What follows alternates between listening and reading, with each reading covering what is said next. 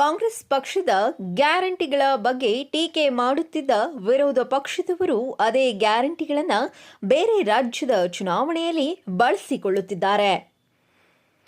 ಬೆಂಗಳೂರು ಹೊರವಲಯ ನೆಲಮಂಗಲ ನಗರದ ತಾಲೂಕು ಪಂಚಾಯಿತಿಯ ಸಭಾಂಗಣದಲ್ಲಿ ಗ್ಯಾರಂಟಿ ಯೋಜನೆಯ ತಾಲೂಕು ಅಧ್ಯಕ್ಷರಾದ ನಾಗರತ್ನಮ್ಮ ಮತ್ತು ಲಕ್ಷ್ಮೀನಾರಾಯಣ ಅವರ ನೇತೃತ್ವದಲ್ಲಿ ಗ್ಯಾರಂಟಿ ಯೋಜನೆಗಳ ಪ್ರಗತಿ ಪರಿಶೀಲನಾ ಸಭೆ ನಡೆಯಿತು ಮತ್ತು ಅಧಿಕಾರಿಗಳ ಜೊತೆ 5 ಗ್ಯಾರಂಟಿ ಯೋಜನೆಗಳ ಬಗ್ಗೆ ದೀರ್ಘವಾಗಿ ಚರ್ಚೆ ನಡೆಸಲಾಯಿತು.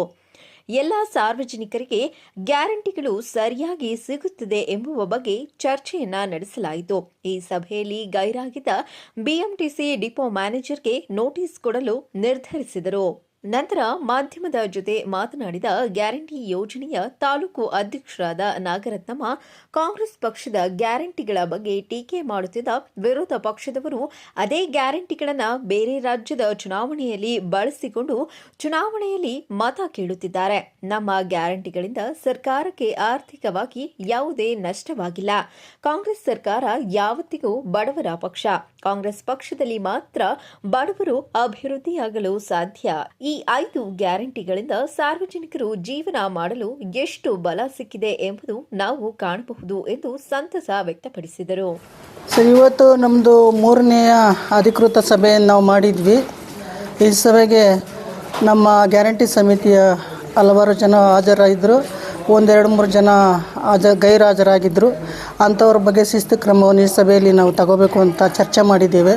ಹಾಗೂ ಇಲಾಖೆಯ ಅಧಿಕಾರಿಗಳು ಕೆಲವರು ಈ ಒಂದು ಗ್ಯಾರಂಟಿ ಅನುಷ್ಠಾನದ ಯೋಜನೆಗಳನ್ನ ಜನರನ್ನು ಅದರಲ್ಲಿ ವಂಚಿತರನ್ನಾಗಿ ಮಾಡಬೇಕು ಅಂತ ಹೇಳಿ BMTC ಇರ್ಬೋದು, ಕೆಲವು ಅಧಿಕಾರಿಗಳು ಹೆಸರನ್ನು ಹೇಳಲ್ಲ, ಅವ್ರಿಗೆ ನೋಟಿಸ್ ಕೊಟ್ಟು ಅವ್ರಿಗೆ ಎಚ್ಚರಿಕೆ ಕೊಡ್ತಕ್ಕಂಥ ಕೆಲಸವನ್ನು ಮಾಡಿದ್ದೇವೆ. ಮುಂದಿನ ಸಭೆಯಲ್ಲಿ ಅವ್ರಿಗೆ ಕಡ್ಡಾಯವಾಗಿ ಹಾಜರಿದ್ದು ಅವ್ರ ಮಾಹಿತಿಗಳನ್ನ ಕೊಡುವಂಥ ಕೆಲಸವನ್ನು ಮಾಡಬೇಕು. ಯುವ ನಿಧಿ ಒಂದು ಏನಿದೆ ಅವರು ಕೂಡ ಹೆಚ್ಚಿನ ಪ್ರಚಾರ ಮಾಡ್ತಾ ಇಲ್ಲ. ಈ ತಾಲೂಕಲ್ಲಿ ಹೆಚ್ಚಿನ ಪ್ರಚಾರ ಆಗಬೇಕು. ಅವ್ರು ಬಂದಾಗ ನಮ್ಮ ಗಮನಕ್ಕೆ ತರಬೇಕು.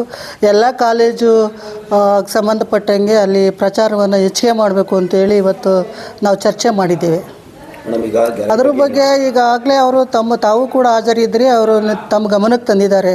ಯಾಕಂದರೆ ಈಗ ಆನ್ಲೈನು ಒಂದು ರೇಷನ್ ಕೊಡ್ತಾ ಇರೋದ್ರಿಂದ ಈಗ ಕೊಡ್ತಾರೆ, ಕೊಟ್ಟ ತಕ್ಷಣ ಅವ್ರು ತಗೊಂಡ್ಬಿಡ್ಬೇಕು. ಬರಲೇ ಇಲ್ಲ ಅಂದಾಗ ಆಟೋಮೆಟಿಕ್ಲಿ ವೆಬ್ಸೈಟ್ ಅದು ಲಾಕ್ ಆಗ್ತದೆ. ಅದು ಅವ್ರು ಕೂಡ ಏನೂ ಮಾಡೋಕ್ಕಾಗಲ್ಲ.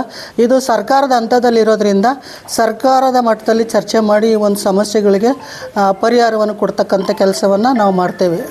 ಎಷ್ಟು ಜನ ಫಲಾನುಭವಿಗಳು ಈಗ ಸುಮಾರು 94% ನಾವು ಟಾರ್ಗೆಟ್ನ ರೀಚ್ ಮಾಡಿದ್ದೀವಿ. ಅಂದರೆ ಒಂದು 43,000 ಜನ ಅದಕ್ಕೂ ನಾವು ಫಲಾನುಭವಿಗಳನ್ನ DPT ಮೂಲಕ ಹಣವನ್ನು ಕೊಡ್ತಾ ಇದೆ ನಮ್ಮ ಗೌರ್ಮೆಂಟು. ಮೊಹಮ್ಮದ್ ಅಲಿ, ಚಾಮುಂಡಿ ನ್ಯೂಸ್, ನೆಲಮಂಗಲ.